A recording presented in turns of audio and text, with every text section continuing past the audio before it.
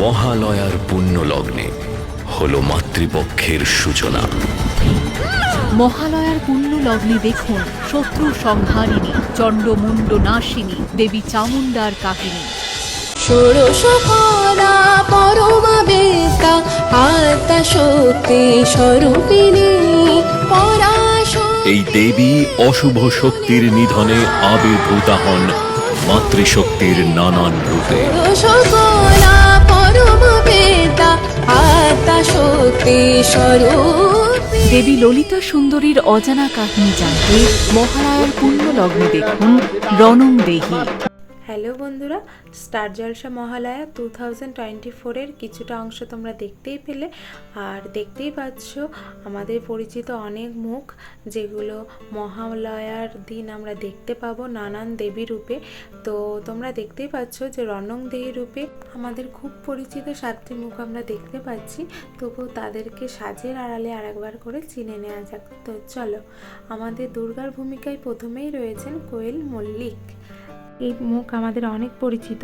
তো তারপরে দেখতে পাচ্ছ দেবী চামুণ্ডা রূপে রয়েছেন স্বস্তিকা ঘোষ, দেবী কৌশিকী রূপে রয়েছেন মধুমিতা সরকার, তারপরেই রয়েছেন দেবী মহামায়া রূপে সোনামণি সাহা, যাকে আমরা খুব পরিচিত, মানে আমরা খুব ভালোভাবেই জানি।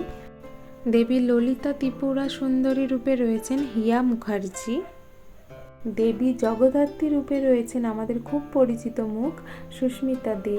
বাবা ভোলানাথ বা মহাদেব রূপে রয়েছেন দিব্যজ্যোতি দত্ত। আর দেবী পার্বতী রূপে রয়েছেন সন্দীপ্তা সেন। তো চলো, সবার সাথে তোমাদের পরিচয় করানো হয়ে গেল।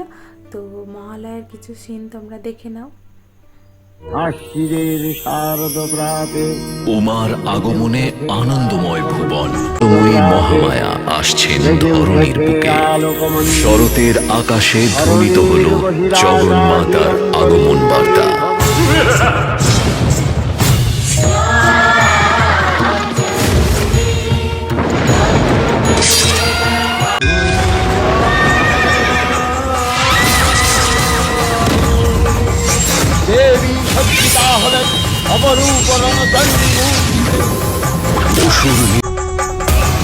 এই দেবী অশুভ শক্তির নিধনে আবির্ভূতা হন মাতৃশক্তির নানান রূপে।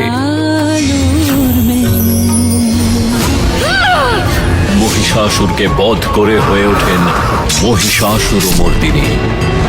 মহালয়ার পুণ্য লগ্নে দেবীর নানান রূপ দর্শন করুন ভক্তি আর আরাধনায়। তো বলো, কে কে এই ভিডিওটা দেখার পর 2রা অক্টোবর অবধি আর ওয়েট করতে পারছো না? আমার মতো অবস্থা। তো যাই হোক, তোমাদের ভিডিওটা কেমন লাগলো অবশ্যই কমেন্ট করে জানাবে। আর স্টার জলসায় মহালয়া দেখতে একদম ভুলবে না। টাটা।